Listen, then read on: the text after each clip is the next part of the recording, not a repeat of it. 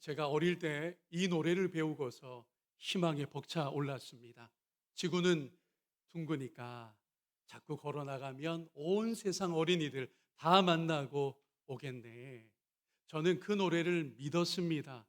황인, 흑인, 백인, 유럽의 아이들, 중동 지역의 아이들, 그리고 북미와 아시아의 아이들이 서로 만나서 어울릴 수 있겠다고 상상하니 가슴이 뜨거워졌었습니다. 그런데 오늘 우리 사회의 풍경은 어떠합니까? 한 동네 아이들 사이에 어느 아파트에 사느냐를 따져서 가까이 해도 될 아이, 멀리 해야 할 아이를 구분합니다. 어른들이 이런 일을 만들어 왔어요. 최근 2, 3주에 걸쳐서 벌어졌던 중동 지역의 전쟁은 역시 초등학교 시절에 교회에서 배웠던 노래를 저로 기억하게 했습니다. 세상은 평화 원하지만 전쟁의 소문 더 늘어간다. 이 모든 인간 고통 두려움뿐 그 지겨움 끝없네. 참혹했던 제2차 세계대전이 끝나고 1945년 11월에 연합국 교육장관들이 한 곳에 모였습니다. 전쟁의 비극을 다시는 되풀이해서는 안 됩니다라고 하는 하나된 마음으로 모였어요. 참석한 이들은, 그 장관들은 유네스코 헌장을 채택했고 특별히 세계 시민이라고 하는 생각을 꺼냈습니다. 시간이 흘러 2012년에 반기문 유엔 사무총장은 세계 시민이라고 하는 의식을 학교에서 가르칩시다 정식으로 제안했어요. 아이들이 이제는 미국 뉴욕의 시민일 뿐 아니라 이스라엘 텔아비브의 시민일 뿐 아니라 하나님이 기초하신 온 세상의 시민이라는 것입니다. 그런데 미국과 이스라엘이 연합해서 이란을 공습하던 첫날 여자 초등학교를 폭격했습니다. 수업이 진행 중이던 오전 10시 30분 전후였어요. 사망자 중에 110명 이상이 어린 여학생들이었고요. 서방 언론과 국제기구가 확인한 사실입니다. 우리나라 초등학교 음악 교과서를 제가 이번 설교 준비하며 다시 확인했어요. 지금도 수록되어 있더군요. 윤석중 작사, 이수인 작곡의 앞으로라는 그 노래가요. 지구는 둥그니까 자꾸 걸어 나가면 온 세상 어린이들 다 만나고 오겠네. 여러분, 아이들은 그 마음이 세계 시민입니다. 그런데 어른들이, 정치 지도자들이 대단히 잘못하고 있는 것입니다. 우리 예수님이 부활 승천하시고서 불과 몇 년 뒤였습니다. 한 무리의 신자들이 세계 시민의 길에 올랐습니다. 그들은 도시 예루살렘에 살고 있었습니다. 예루살렘의 성령 강림으로 교회가 이루어졌던 것이지요. 그런데 예루살렘 교회 스데반 집사님의 순교가 있었습니다. 유대교에서 핍박한 것이었습니다. 그것을 도화선으로 박해와 환란이 일어났는데 그 여파를 잠시 확인하겠습니다. 사도행전 11장이죠. 그때에 스데반의 일로 일어난 환란으로 말미암아 흩어진 자들이 베니게와 구브로와 안디옥까지 이르러 유대인에게만 말씀을 전했고요. 또 여러 헬라인들에게도, 그 도시가 국제 도시였어요. 헬라인들에게도 복음이 전파되어 나갔습니다. 대략 수십 명의 신자들이 무려 500km를 이동해서 안디옥까지 들어간 것이었습니다. 여러분, 서울에서 부산까지 거리 아시죠? 400km입니다. 그러니 많이 걸어야 했고 어쩌다가 낙타나 배를 탈 수 있었던 당시에 400km보다 100km를 더 이동했다는 것입니다. 무엇보다 유대 민족의 도시 예루살렘에서 다민족, 다인종의 도시 안디옥으로 들어간 것이었고요. 안디옥은 당시 로마와 알렉산드리아와 더불어 세계 3대 도시 중에 하나였습니다. 다양한 이방인들이 섞여 사는 역동적인 도시 안디옥이 지금은 튀르키예 남쪽 지역이죠. 여기에 여러분 예루살렘으로부터 제자들이, 신자들이 와서 그곳에 몸담아 살면서 복음을 전했다는 것은 그들이 세계 시민이 되고 복음이 세계에 전파된다는 선교 의미가 확인되는 상황들이었습니다. 그렇다면 오늘 이 땅에 호남이냐 영남이냐, 장로교 합동측이냐 통합측이냐, 어느 아파트에 사느냐, 무슨 차를 타느냐, 이거 중요할 것 아닙니다.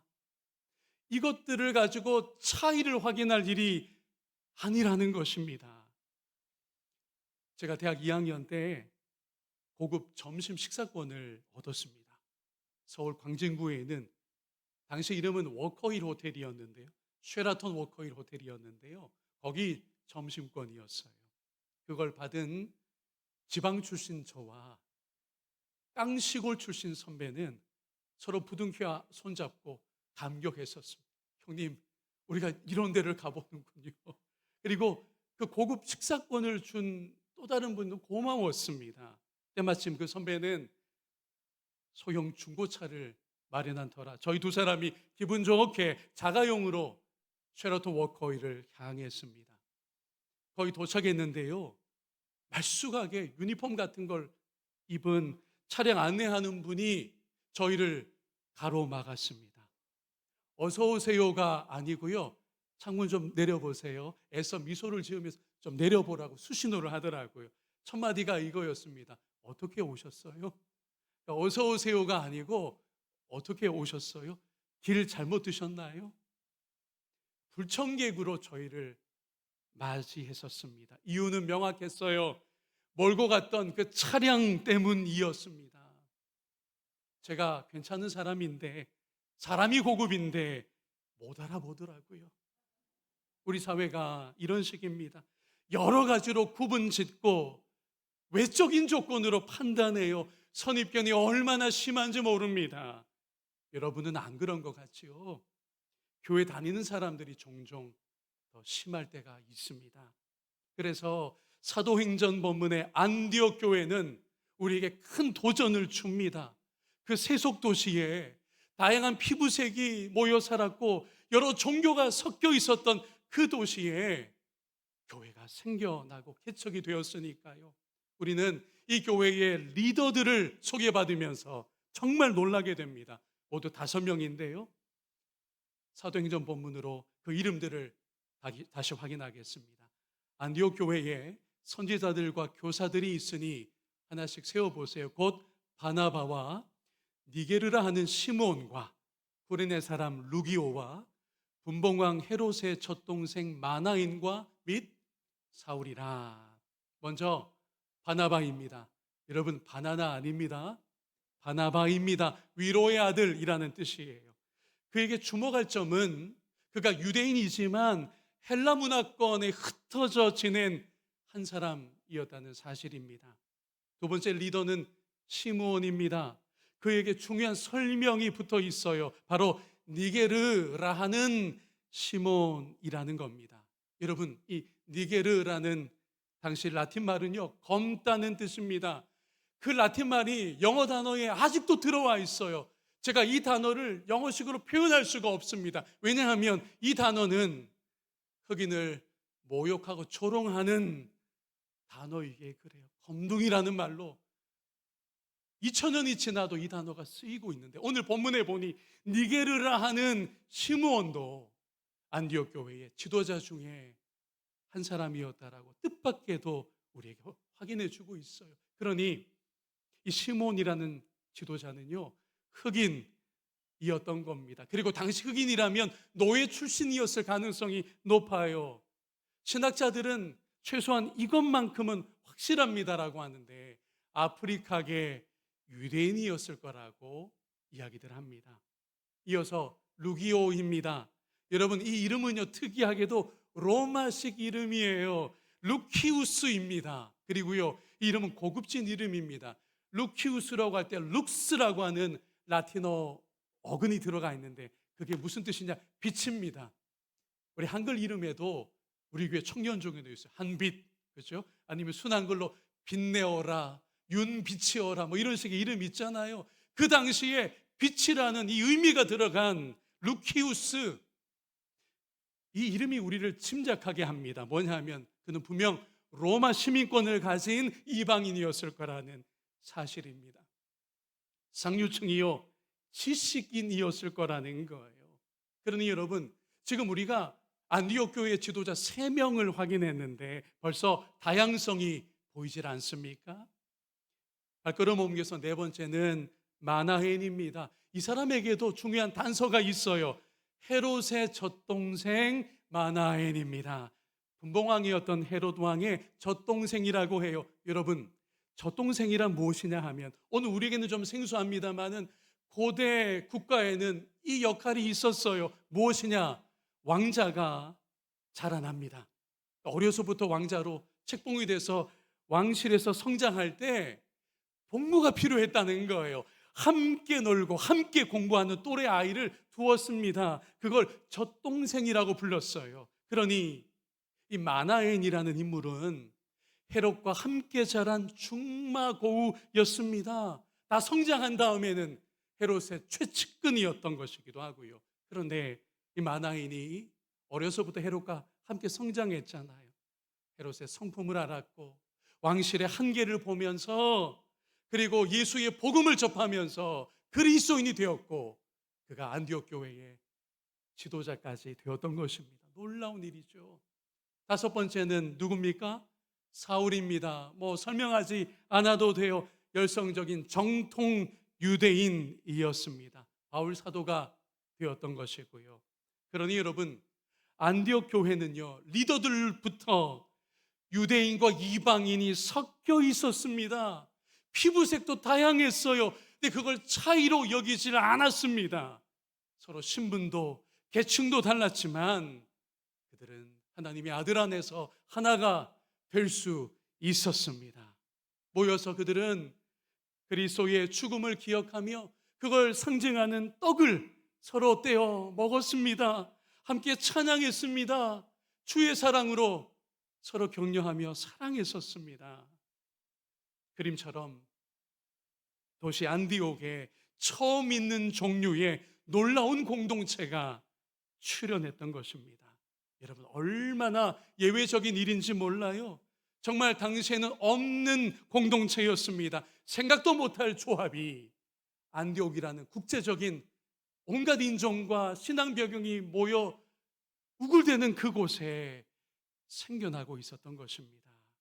이들을 중심으로, 이 5명을 중심으로 안디옥 교회가 성장해 가는데요. 이들이 이 도시로부터 이렇게 최초로 불렸다는 놀라운 증언을 우리가 확인합니다. 함께 볼까요? 바나바가 사울을 찾으러 다소에 가서 만남에 안디옥에 데리고 와서 둘이 교회에 1년간 모여 있어 큰 무리를 가르쳤고 그 나머지 부분 함께 읽습니다. 제자들이 안디옥에서 비로소 그리스도인이라 일컬음을 받게 되었더라. 아멘. 얼마나 영광스럽습니까? 처음으로, 지중해 세계에서 처음으로 저기 그리스도인들이 출현했다라고 하는 칭송과 인정을 받았다는 거예요. 왜 안디옥에서입니까? 무엇이 이런 반응을 만들었을까요? 여기 그리스도인이라는 말은요, 원어로 보면 함께 확인해 볼까요? 그리스도에게 속한 사람들 또는 그리스도 같은 사람들이라는 의미로 쓰였습니다. 그리고 단지 안디옥 교회의 구성이 다양했기 때문이 아니라 우리 둘째 줄을 함께 읽어도 좋을 것 같아요. 다양한 사람들이 그리스도 안에서 하나가 되었기 때문인 줄로 믿습니다. 그러니까 그리스도 예수 안에서 그분의 평화를 인정하고 실천하는 공동체가 되었고, 그러자 도시에 아직 복음 받아들이지 않은 많은 사람들이, 저 사람들은 달라, 저렇게 계층이 다르고 피부색이 다르고 신분이 다른데 날마다 모여 예수의 죽음을 상징한다는 빵을 떼어 서로 먹고 찬미하고 우리가 이해할 수 없는 사랑과 격려를 나누고 있어. 저들이 바로 그리스도와 같은 사람들이야. 이렇게 인정을 받았다는 거죠. 조합이 어려운 그들이 예수의 사랑으로 평화롭게 공존하는 모습 그 자체만으로도 뜻밖의 일이요, 도전을 주었고 감동을 줄 수 있었기 때문입니다. 여러분, 예수님의 사랑은 이렇게 하나 되게 하는 평화의 능력이 있습니다. 이걸 예수님이 직접 말씀하셨어요. 요한복음 13장으로 가볼까요? 새 계명을 너희에게 주노니 서로 사랑하라. 내가 너희를 사랑한 것 같이 너희도 서로 사랑하라. 너희가 서로 사랑하면, 이 부분이에요. 함께 읽습니다. 이로써 모든 사람이 너희가 내 제자인 줄 알리라. 아멘. 안디옥 교회가 이 말씀을 따라 예수의 사랑으로 하나가 되니까, 평화를 보여주니까 예수의 제자들이 맞구나, 그리스도인들이구나 라고 인정받고 있었던 것입니다. 한 번씩 들려옵니다. 초기 교회로 돌아갑시다, 초대 교회로 돌아갑시다 라고요. 군산만 해도 교회 숫자가 얼마나 많습니까? 600교회가 넘는다고 합니다. 해만 떨어지면 붉은색 네온 십자가가 즐비해요. 그런데 과연 이 땅의 교회들이 세상 속에서 빛과 소금이 되고 있는가? 이 물음 앞에서 얼마나 우리는 부족하고 때로는 부끄러운지 몰라요. 그럴 때마다 우리가 떠올리는 게 있잖아요.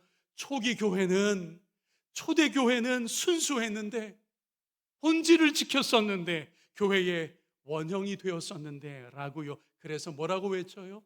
초대교회로 돌아갑시다, 초기 교회로 돌아갑시다라고 하는 거예요. 오늘날 복원되어야 할 교회다움이 초기 교회에 그대로 드러나고 있었습니다. 안디옥 교회는 대략 주후 35년에서 40년 사이에 형성되었으니 정말 초기 교회입니다. 예수님 부활 승천 후 몇 년이 안 되어서 안디옥에 이런 그리스도인들의 공동체가 모습을 드러내고 있었거든요. 그 초기 교회에서 우리가 오늘 본받는 것은 무엇보다 하나 되어 예수의 평화를 드러내고 있었다는 데 있어요. 예수의 복음이 들어가는 곳에 하나됨이, 평화가 이루어집니다. 적어도 우리가 여전히 이것을, 복음의 이런 능력을, 그리스도 이런 크심을, 그 어떤 편견도 다름도 복음으로 다 끌어안을 수 있는 예수 그리스도라면 우리의 삶에도 평화가 전염되어 가는 일이 있기를 주의 이름으로 축원합니다. 이건 어찌 보면 당연한 일이에요. 새로울 것도 하나 없습니다. 예수님이 평화의 왕으로 오셨기에 그렇습니다. 이걸 오래전 예언자 이사야가 내다보았었고요. 우리 이사야서 9장으로 갈까요? 세번역 성경입니다. 한 아기가 우리를 위해 태어났다. 우리가 한 아들을 모셨다. 그는 우리의 통치자가 될 것이다. 이제 그분의 이름이 쭉 나옵니다. 그의 이름은 놀라우신 조언자, 전능하신 하나님, 영존하시는 아버지, 그리고 마지막으로 뭡니까? 평화의 왕이라고 불릴 것이다. 아멘. 때가 되어 그분이 오셨는데 평화의 왕으로, 평강의 왕으로 이 땅에 오신 겁니다. 예수님이 오셨을 때 당시 로마의 황제들도 평화를 말하고 있었어요. 로마 군인이 정복하는 점령시마다, 그래서 로마 황제의 동상이 내걸리는 그런 도시와 지역마다 이제는 평화입니다 여러분 이라고 주장했었거든요. 그러나 실체를 보면 군대를 동원했고 무력을 통해서 평화를 앞세우는 데 지나지 않았습니다. 하지만 참 평화를 가져오신 우리 예수님은 정반대의 뜻밖의 방식을 취하셨는데, 그게 무엇입니까? 자기 목숨을 내어주신 것이었습니다. 십자가 죽음이라고 하는 뜻밖의 방법으로 로마 황제들은 전혀 꿈도 꾸지 못했던 그 고대 시대 지중해 세계 가운데 그 누구도 상상할 수 없었던 자기 희생이라는 방식으로 참 평화를 이 땅에 심으신 줄로 믿습니다.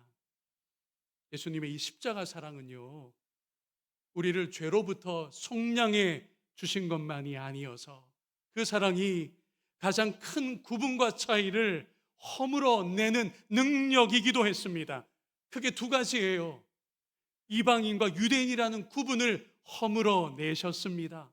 또 하나, 하나님과 우리 사이에 막힌 담도 헐어주셨어요. 이것을 에베소서 2장이 증언하고 있는데 이렇게 됩니다. 중간에 막힌 담을 자기 육체로 허시고, 에베소서 2장 14절인데 여러분, 여기 막힌 담은 무슨 담이냐? 유대인과 이방인 사이의 담입니다. 성전에도 심지어 이방인의 뜰이라고 해서 담벼락을 만들었었거든요. 또 하나의 예수님의 십자가가 허물어낸 담이 있는데 16절에 나오는, 또 원수된 것을 십자가로 소멸하시고, 이것은 하나님과 인간 사이의 오랜 담이었습니다. 그러니 여러분, 이중의 헐기예요. 제가 좀 쉬운 말로 이렇게도 표현합니다. 완전 뽀개기. 그래서 먼저 이 땅의 수평으로 가장 종교적으로 굳건한 구분이었잖아요. 이방인과 유대인 사이를 헐어서 예수님이 십자가가 하나가 되게 하셨습니다. 그리고 수직으로는요, 하나님과 인간 사이에 원수되어 두텁게 가로막고 있었던 그 담을 허셔서 우리로 하나님 앞에 담대히 나아가 그분과 화평을 누리며 예배하게 하신 줄로 믿습니다. 그런데 어떻게 그 예수님의 이름으로 편을 가르고 진영 논리를 펼칠 수 있을까요? 어떻게 그 예수님의 이름으로 갈등과 대결을 선동할 수 있느냐라는 것입니다. 그러니 우리가 하나님의 아들 예수를 정말로 믿는다면, 잘 들으십시오, 마땅히 평화의 사람으로 살아가야 할 줄로 믿습니다. 우리가 하나님의 아들 예수를 참으로 믿는다면 편을 가르고 갈등하는 현장에 평화의 도구로 쓰임받는 것인 줄로 믿습니다. 그 아들의 복음으로, 그 아들의 영으로 이루어져 나간 그 안디옥 교회는 여러 가지 차이들에도 불구하고 예수로 하나를 이룰 수 있었습니다. 이제 설교를 정리하려고 해요. 안디옥 교회보다 훨씬 전에 세계 시민이 된 인물이 있습니다.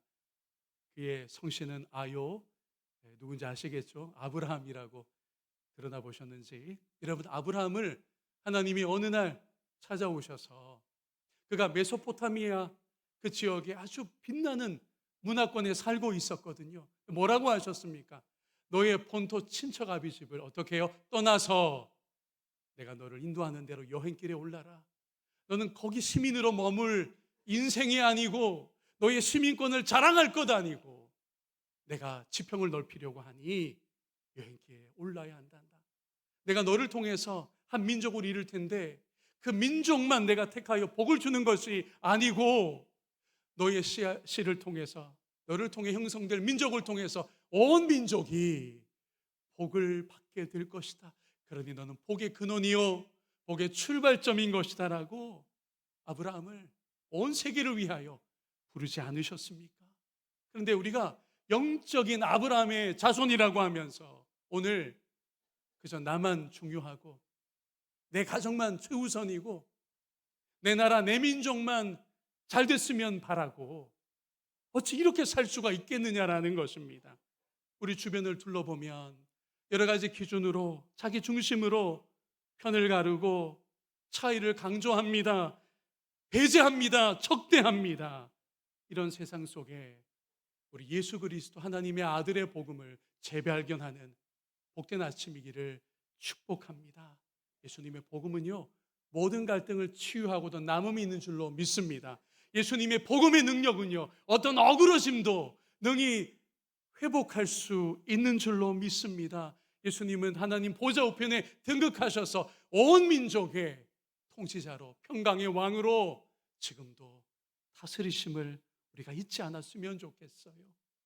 오늘 말씀이 우리의 생각에, 우리의 삶에, 행동 방식에 무엇을 말씀해 주고 있습니까?